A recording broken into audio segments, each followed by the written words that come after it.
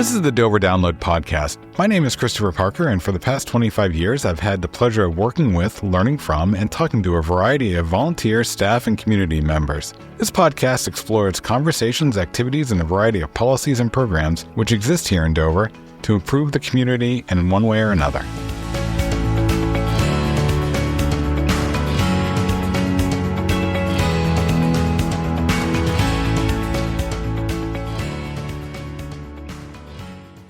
Here in Dover, there are two parts of the puzzle that make up the overall city. There's the school side and the municipal side. Both have a public policy board governing the operations and policies, and then they have a chief administrative officer.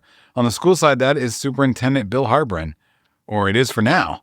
Bill, welcome, and congratulations on your retirement. Well, thank you very much. You've been here quite a few years. Can you remember back to when you got here and what Dover was like and what you were anticipating walking in that room? Well, it's been 8 years, but the thing that really impressed me and drew me to Dover was the quality of the Board of Education. I actually remember the actual interview and coming home, and people said, "How did it go?" I said, "I want to work for that board." You could just sense that they cared about students, they cared about the district, and they've live their beliefs. They do not micromanage, and they put their focus on students. And that is a blessing to a superintendent and their leadership team. They understand the bigger picture and what their role is. And that home was in Ohio. Correct.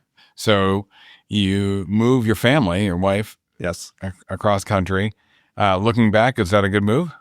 it was an excellent move. I've enjoyed the time in Dover. I mean, have we had our issues at times? Sure. Of course, that was going on all over the place, a lot of the issues that we did have. But at the same time, it's been a community, it's been very supportive education. Again, a board that's very supportive of administration and like to do things, try things, and at the same time work along with you as a partner. And I have to say the community is to be very praised because I think they're very supportive. I know they're very supportive of their schools. One of the things that I think helps build that support is your attention to strategic planning and thinking ahead. You don't just operate in the here and now, but you have actively engaged your staff and the management team in the school department on thinking about the future and thinking about ways to improve education and the delivery of it. Well, actually, it's the first district I had the opportunity to work in as a superintendent that really want to embrace the strategic plan. So the first one was basically done when I came in. It was filling in the blanks of what the board felt needed to do, with the objectives and sub-objectives and so on. But as we reflected on that document, it was too cumbersome. It was too hard to keep track of things, to be able to monitor things. So knowing that one expired about a year ago, we did embark working with Carolyn Eastman as a consultant, and we said we want a one-page strategic plan that you can look at it on one page and know exactly where the district's going and where it's heading. And that goal was accomplished. Now, Dr. Boston, who will be the new superintendent, she's working on fleshing that out so you know exactly what the SMART goals are, what the criteria for evaluation will be. But what you always have to is to go back to that one-page infographic, and it outlines clearly what the district is about and the direction it's heading. The other thing that we wanted in that was a strategic plan that could be flexible because you can't predict what's going to happen in education like any other business anymore. You can't predict what's going to happen. So we wanted something that could be flexible, that you could frame things within still the context of the beliefs in that particular strategic plan. I asked you about your memory of walking in the door. What do you anticipate when you walk out the door?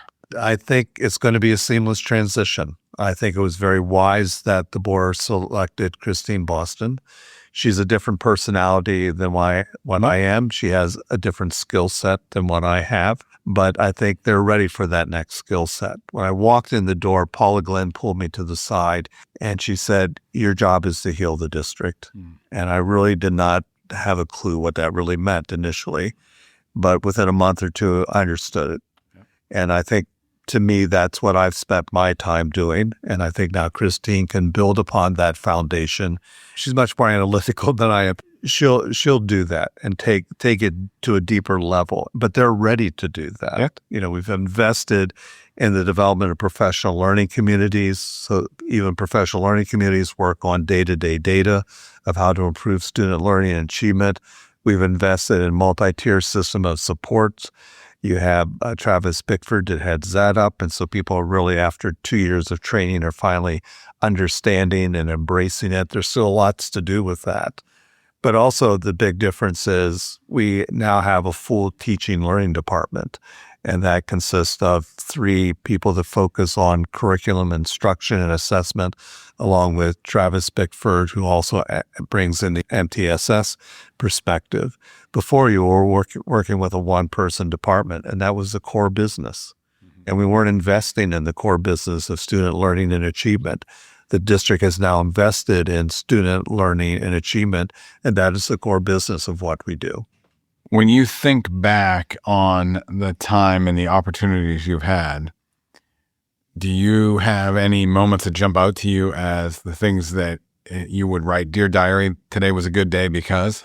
I think the day that we sat in a group and thought of a different way of doing the teaching learning department. And I will compliment Michael Limanni on that. I've done a lot of work with Working Genius here in the last year, and Michael's Working Genius is the wonder. And a wonder is somebody that says, have you ever thought about doing it this way? And Michael did that one day. He said, have you ever thought differently of how to do the teaching and learning department? And it forced us to basically start looking. So Michael had lots and lots of ideas. But I took his ideas and then put it into writing so we could sort it out and figure out what's going to work, won't work.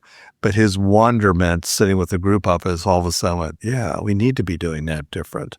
But that's his gift. Yeah. That is truly his gift, is to wonder, not to drift away. I mean, to wonder about better ways of doing things. Yeah, I think that one of the interesting roles he plays as the chief financial officer is not being invested in the education, but being invested in the education. Yes. He is making sure that the bills get paid, but at the same time, he's questioning and saying, are we paying these bills for the right reasons? He has that gift along with the gift of invention, but the wonder is the big one. He thinks in systems, he thinks in a bigger level. And if I look at Travis Bickford, who's the director of MTSS, he also thinks systematically, and that's where that MTS fits in very well, because now the whole district is working on all the principles of MTSS. Everybody's moving in the same direction, trying to maximize all student learning so no student is left out. And that's, I think, the great benefit of MTSS. There's a system in place to make sure all students learn to a high degree. When you started out in education, what did you start teaching? My teaching experience was the 5th grade and the 4th grade. So very much like running a school district. Well, no, I had great kids, but back then I graduated from Miami University of Ohio, just to make sure everybody understands there's a difference. And under my undergraduate work, there was a program out there called Individually Guided Education. And it was a framework in which people worked in collaborative teams. And the ideal framework was to work on a multi-age team. And that the School of Education there focused on that. That program came out of the University of Wisconsin-Madison. And Miami University just happened to embrace it in their undergraduate program for education. And I just happened to land in a school that actually practiced those principles. And so my first job was with a group of, I think, 4 other ladies and myself. And I was a long-term substitute because I graduated in March. And they were just wonderful to work with. And every 2 weeks, they would shuffle out kids for skills and who would be working with them. And this is before we had computers to do that. In fact, so every kid was tracked on a card, and around the card were numbers which indicated what skill they were working on. And so if you wanted to know who needed basic multiplication facts, you put the skewer in it, shook it out, and everybody left on the skewer was who needed multiplication facts. Advanced technology at the time on that. But every 2 weeks, you grouped students based on their skill needs, and you worked in small groups, large groups, and so on. And as I look at some of the things that we've done, we're right back to doing that. We're not using a skewer. We got a much more sophisticated manner of doing that. But you're looking at teachers working in collaborative teams. You're looking at focusing on what do students need to learn to move forward. So you're collaborating. You're doing the professional learning communities. There, at that time, they called them multi-age teams, and they called it team teaching. But at the same time, they were truly collaborative teams. What would you give as advice to someone who is graduating with a degree in education today and looking to start on that career path that you started on and led you to this point? I think, first of all, people have to recognize education is not a job. Education is a calling. Mm-hmm. And you need to be called as you want to make a difference in a child's life or a student's life. And I think if you don't have that concept and you don't have that calling, please walk away. It's not a job. It's a calling. And I'll go back. I think if we look at the ministry, I think most ministers look at they've been called to do that. Yeah. And I think we need to feel like we're called to education. Does it require a skill set? Yes. Yeah. Does it require skill sets in leadership and instructional practice and so on? But I think at the root of all of it is, are you called to serve? Are you called to make a difference in a child's life? And if you're not, don't do it. I think that really gets to the hard skills, soft skills conversation. And you can go to school, college, et cetera, for all of the hard skills, the technical knowledge, the instruction, but the calling side of things has to be ingrained in your soft skills. If you can't connect with people, if you can't be empathetic and understanding and want to enrich other people's lives, to your point, you don't have that calling, and that's okay, but you're not going to be happy or last long. And students aren't going to be happy either. Right. I was sharing a story with Mike before he came in. During my career, I've done focus groups with all different age groups in the district. And one was a high school group, and I think it was about a year ago, if I recall correctly. And there was a young man in that group that was an excellent student. And he gave an example. He said, I have one high school teacher that every day stands at the door and says hello to me and asks, how am I doing? Says it's a simple act, Dr. Harbron. But you know what my grade is in there? It's an A. And then he contrasts it with someone that never came to the door, never asked how I do. And he says, you know how much work I do in there? Yeah. Nothing. Right.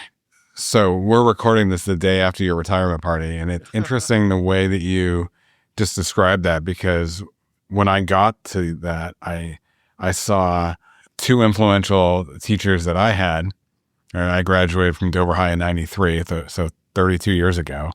These two gentlemen were at the party wishing you well, and I chatted with both. And it's always great to see them and realize, as you say, the people that have the calling doesn't end. No, it doesn't. When you've retired. And I presume that's going to be the same for you, that you're going to still have that fulfillment and that opportunity within you. One of the things that I really have enjoyed about this job is once a month I meet with the principals on a one-to-one basis. Mm-hmm. And I've enjoyed the conversations with them, and that's what it is. You listen and you try to understand from their perspective what they're going through. You try to provide the reinforcement or the support they need. But to me, they were conversations, mm-hmm. and you spend your time listening. They now formalize and call that executive coaching. So I've completed my certification in executive coaching, and that's what I want to do. I find a lot of fulfillment in that, and you don't have to do anything. It's one of the classes I took in it, they said, the nice thing about executive coaching, you don't solve the problem. You help people to solve their own problems, and that's empowerment for that individual. Yeah, if you are a person with a problem, the first step is not solving the problem, it's recognizing the problem. And sometimes you don't have to recognize it. Sometimes someone has to walk you through so you can see where that exists. And then you can seek guidance and assistance on resolving it if you need it. So I want to get back to something you mentioned earlier about when you came here 8 years ago, there was a healing process. And my sense is that you were seeing that healing process needing to be within the district. But I would argue that part of what you've done is help heal a larger process for a number of years and I'm not going to put a label on it, but for a number of years, there was a very clear, the city is walking down one side of the street and the school department's walking down the other side of the street. And you'd wave to each other. Hey, nice to see you. But there was no real interaction. There was not the ongoing conversation about collaboration. And I think some of your predecessors saw it and wanted to build that bridge. And I think the city manager wanted to build that bridge. I think the two of you really clicked, though, on how that bridge should be built. And both with the school board and the city council being more collaborative and cohesive, but also the two chief administrative officers, I think, needing to be clearly walking together, holding hands and smiling. And I really think that that's something you deserve a lot of credit for. Thank you. Certainly your focus has always been on the students and their education and well-being, but I think you saw the broader picture of we're one entity here and we need to be working together and solving problems, as opposed to pointing to the other person and saying, I can't believe you have that problem. I don't. Ha ha ha. That was a big large learning curve for me, because coming from the Midwest, particularly Midwest rural districts, your Board of Education is who you really work with all the time. You're not necessarily working with the municipality. I'm assuming that you try to have a relationship with them, but the way this is structured was totally foreign to me on it. And it took a while to catch on to it. But I think I give credit to Mr. Joyal, because he left the door open and it was an invitation to meet on that, because they told me, so well, you'll meet with the city manager once a week. And I said, okay, I really don't know what that means, but I said onto it. But I've always enjoyed the conversations with him. I'll admit that, the worst frustration is the budget season here. It's exhausting. It's, and you feel like you're at odds, but I think eventually we got over that too. Well, I can't wait to see you show up the podium and bang it out with your deal. No, I'm going to disappear. Well, and I think it's not disappear out of not wanting to do something. It's disappearing because Dr. Boston has to get established, right. And the previous superintendent cannot hang around and let the other superintendent will never get established on that. And they have to. People have to, because people say, "Oh, I'm sure you're going to." No, I said, "No, I'm not. I will not be highly involved, because you have to fade to allow the other one to come on board." But I feel like the relationship with the city has been good. I agree. I think that it's definitely improved. It's definitely been positive. And I also agree with your you didn't use the word, but what I hear in your tone is you want to respect her as the superintendent and respect the process that went in place. And to circle back on one thing that we didn't say, but I think we might have said it in the podcast we ran with you in the fall, I think part of what's been positive is you recognizing about a year ago that you wanted to be done and giving the school board and giving the staff the opportunity to think and not rush to find someone before the fall semester begins. The school board had an opportunity to think how it wanted to fill your role and then go through a process that it thought was best for the community. And I think that is another sign of your maturity and your understanding of how this could have gone a totally opposite way of showing up and saying, hey, it's June 17th and school's over. I'm done, which we've seen before. Well, and I think what helped with that, I'm trying to think of the name of the process, but it's created by the Quakers. And I convened a group actually at the Quaker Meeting House here of people to reflect with, because I felt on the inside that it was time. But this is a group that you bring your situation and they ask you questions to get more clarity to it. And I think the more clarity came to me, I understood that it was my time. I said when I came here that, I think it was in my introduction to the staff, I said, I am a steward. The superintendent does not own the school district. Yeah. The superintendent is not the school district.